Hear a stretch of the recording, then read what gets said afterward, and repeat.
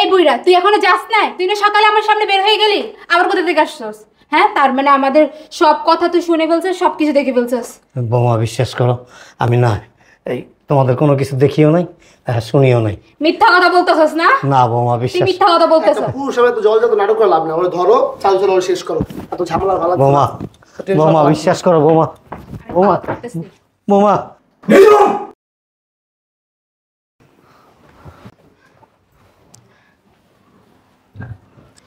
তুমি এই টাইমে বাসায় কেন? তোমার না এই টাইমে অফিসে থাকার কথা। নিজম, আমার কথা বাদ দাও, আগে আমাকে একটা কথা বলো তো, তোমরা বাবার সাথে কি করতেছিলা?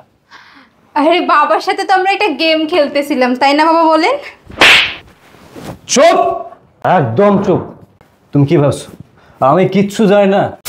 বৌমা এই গেটটা লাগাও, আর তুমি থাকো, আমি তাহলে দেশে গেলাম। আচ্ছা বাবা, সাবধানে যায়েন, যে আমাকে ফোন দিয়েন। আচ্ছা ঠিক আছে।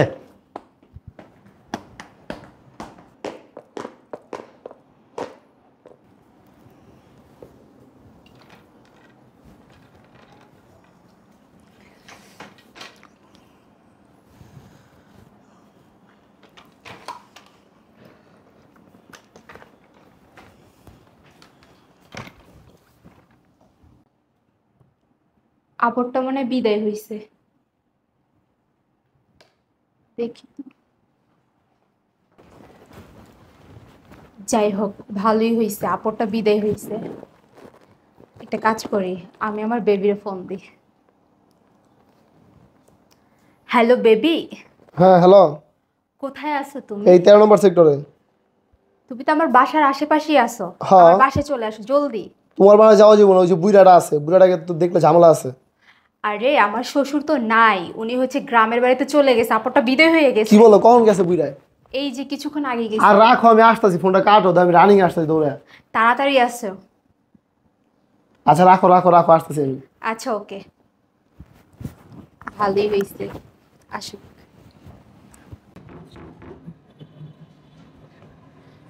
চলে আসছে, কেমন লাগতেছে। আরে তুমি চলে আসছো? হ্যাঁ আসছি, আর বাইরে যে রোদ। তোমার কতদিন ধরে দেখি না আমি। থাক। বসো বসো বসো বসো। আর এখানে বসে কি করবো? চলো বেডরুমে যাই। আরে আমার শ্বশুরটা বিদায় হয়েছে অনেকদিন পরে, বুঝছো? আর তোমাকে দেখি না 1 মাস ধরে।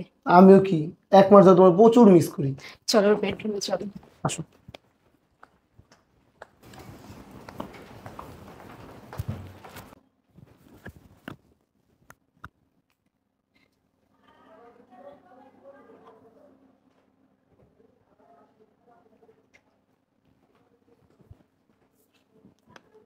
ডাইরেক্ট পদ্মার রোড চলে যাবে, রোডটা আপনি ভুলকে ভুলকে সব দেখবেন। হ্যাঁ, আমার না ভয় করতেছে। কিসের ভয়? তোমার শ্বশুর কি সত্যি গেছে বাস দিকা? আরে আমার শ্বশুরও নাই, আমার হাজবেন্ডও নাই। আমার হাজবেন্ড অফিসে গেছে, শ্বশুর তো সকালেই বিদায় হয়েছে। দেখো সত্যি তো কইতেছো তো, একটা ঝামেলা হয়ে গেলে গা। আরে কোনো ঝামেলা নেই, কোনো প্রবলেম হবে না, নিশ্চিন্তে থাকো। না হলে তো ভালোই, তো একটু আরাম করে বসি। এখন কথা হইতেছে, আমার এমনি দৈনিক আসতে ভালো লাগে না। এই যে এত প্যারা নিয়ে আসি, যদি কেউ আসে একটা বিশাল বড় ঝামেলা হয়ে যাবো। এখন কি করব বলো? হঠাৎ করে হুট করে তো আর ওরে আমি ডিভোর্স দিয়ে দিতে পারি না। আর যদি ওরা ডিভোর্স দিয়ে দিই, তাহলে হচ্ছে এই সয় সম্পত্তি কিছুই আমার থাকবে না। এমন সিস্টেম ওরা ডিভোর্স দিতে হবে যে সাপও জানি ভরে, লাঠিও জানি না ভাঙে, ওরকম ভাবে একটা বুদ্ধি দাও তুমি আমাকে। আমার মাথায় তো কোনো বুদ্ধি হয় না, তোমার মাথায় কোনো বুদ্ধি আসে দেখো। আমার মাথায় তো কোনো বুদ্ধি আসতেছে না।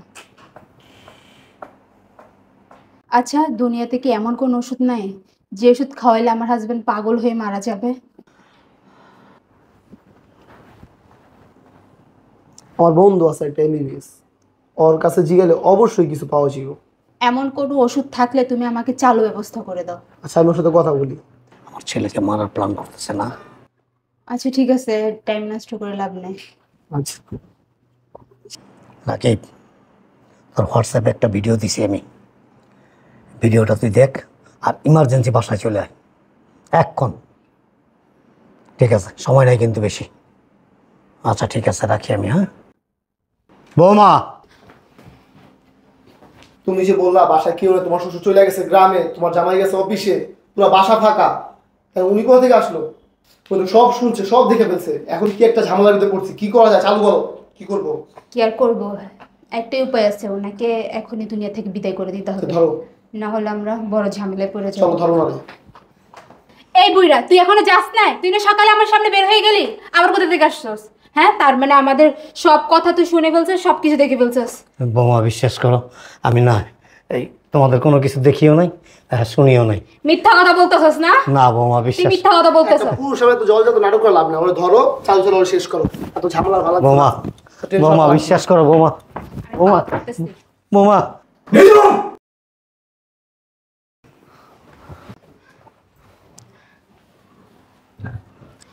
তুমি এই টাইমে বাসায় কেন? তোমার না এই টাইমে অফিসে থাকার কথা? নিজম, আমার কথা বাদ দাও, আগে আমাকে একটা কথা বলো তো, তোমরা বাবার সাথে কি করতেছিলে? আরে বাবার সাথে তো আমরা একটা গেম খেলতেছিলাম, তাই না বাবা বলেন? চুপ, একদম চুপ। তুমি কি ভাবছো আমি কিচ্ছু জানি না? আমি সব জানি, আমি খুব ভালো করে জানি এটা তোমার বয়ফ্রেন্ড। তুমি আর তোমার বয়ফ্রেন্ড মিলে আমার বাবার সাথে যা যা করেছো, যা যা করেছো, আমি সব কিছু শুনতে পেয়েছি, সব কিছু দেখতে পেয়েছি। আমার বাবা হোয়াটসঅ্যাপে ভিডিও করে আমাকে সব পাঠাইছে। এই, তুই কোথায় যাচ্ছিস? এদিকে আয়, এদিকে আয়, এদিকে আয়, এনে দাঁড়া, দাঁড়া। চুপ, একটা কথা বলবো না। আগে আমি যা বলি শোনো। অ্যাকচুয়ালি বেশ কিছুদিন যাবত তোমার বিহেভিয়ারে আমি অনেক চেঞ্জ দেখতে পাচ্ছিলাম। আমার প্রতি তোমার কোনো কেয়ারই নাই। এগুলো দেখে না আমার কেন জানি সন্দেহ হলো, মনে হলো তোমাকে একটু টেস্ট করা দরকার। তাই আমি প্ল্যান করে বাবাকে গ্রাম থেকে নিয়ে আসছি, শুধুমাত্র এটা দেখার জন্য তুমি কার সাথে মিশো, কার সাথে চলাফেরা করো। বাট তুমি এতটাই চালাক যে আমার বাবা গ্রামে থেকে এখানে আসার পর থেকে তুমি তোমার এই বয়ফ্রেন্ডের সাথে যোগাযোগ পর্যন্ত করনি। তাই আমি বাবাকে কালকে রাতে বলি, বাবা তুমি তো আসলা ঢাকাতে, বাট আমি নিজুমের আসল রূপটা, আসল চরিত্রটা আমি তো জানতে পারতেছি না, ধরতে পারতেছি না। তুমি এক কাজ করবা, তুমি আজকে সকালে গ্রামে চলে যাওয়ার নাটক করবা। বাস যেই কথা সেই কাজ। আমার বাবা আমার কথা মতো গ্রামে চলে যাওয়ার নাটক করে। কি বাবা, রাইট?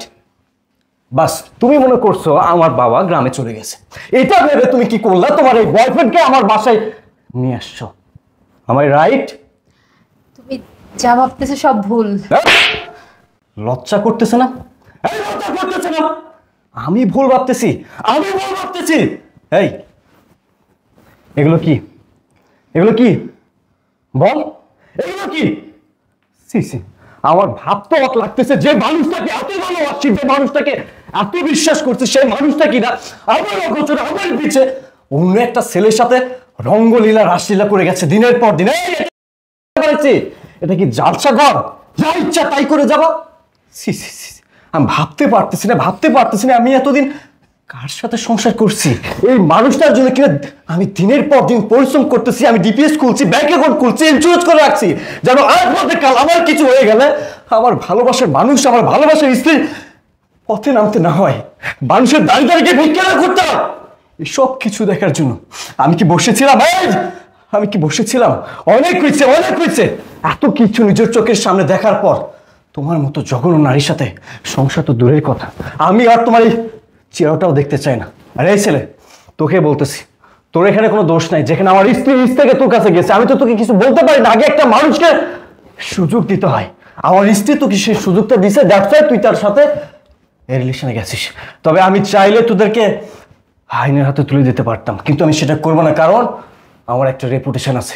আমি যদি তোদেরকে আইনের হাতে তুলে দিই, তাহলে এই পরিবারের দিকে মানুষ আঙ্গুল তুলে কথা বলবে, বলবে রাজীব চৌধুরী পরিবার এ ধরনের।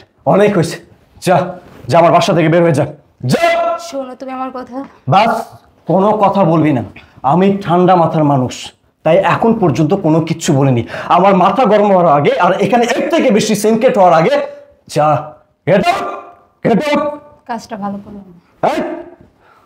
বাবা, আসলে বাবা আমি সরি বাবা, আমি আসলে তোমার অবাধ্য হয়ে বিয়ে করে আমি জীবনের অনেক বড় ভুল করছি বাবা। আমি জানতে পারিনি যে আমার অগোচরে আমার পিছে অন্য একটা ছেলের সাথে আমার স্ত্রী দিনের পর দিন সম্পর্ক কন্টিনিউ করে গেছে।